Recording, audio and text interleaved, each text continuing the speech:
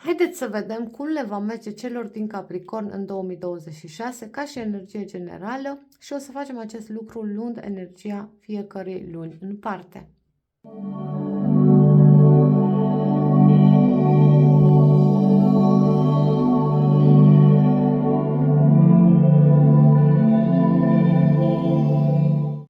Pentru mulți dintre voi vorbește despre faptul că vă interesați de anume călătorii, poate doriți să vizitați un anumit loc, sau pentru alții vorbește despre faptul că veți dori să aflați informații despre o altă persoană.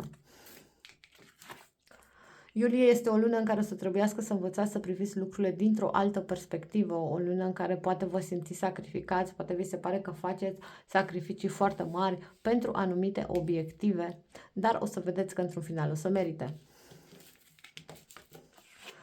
În august avem o lună care o veți dedica muncii, care o veți dedica efortului constant. Iar septembrie este o lună în care o să vă bucurați de familie și de cei dragi. Este o lună foarte frumoasă, o lună în care o să vă simțiți cu adevărat acasă.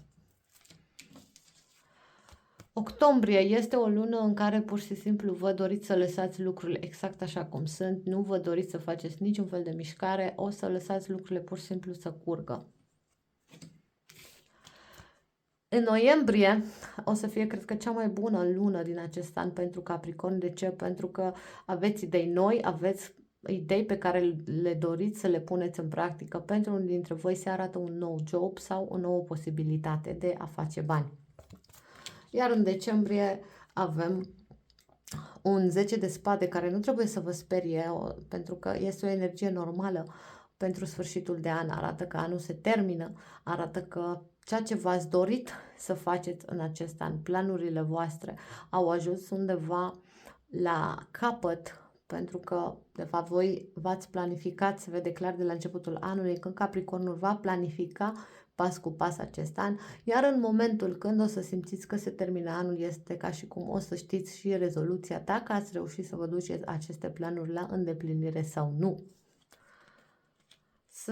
Pentru Capricorn o să fie un an nu extrem de ușor. De ce? Pentru că într-adevăr vor fi perioade de stagnare, vor fi obstacole, vor fi momente în care o să vă simțiți că nu vă sprijină nimeni și că trebuie să faceți totul singuri, dar la final se vede că toate lucrurile acestea o să merită, pentru că o să vă dați seama că tot efortul pe care l-ați depus a meritat și că fiecare, nu știu, fiecare moment de efort se termină și rămân roadele.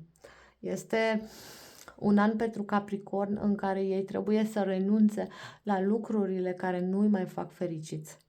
Și aceste renunțări o să vi se pară grele, o să vi se pară și greu de multe ori faptul că o să simțiți cumva singurătate. Dar trebuie ca acest lucru să se întâmple pentru că anumite lucruri, în special pentru mulți dintre voi, din punct de vedere financiar, să se ducă la îndeplinire. O să se ducă cu efort, cu disciplină, cu momente în care o să simțiți că pur și simplu trageți de voi, dar la finalul anului o să simțiți că da, uite, cu greu, cu dificultate, dar am putut să îmi îndeplinesc toate planurile.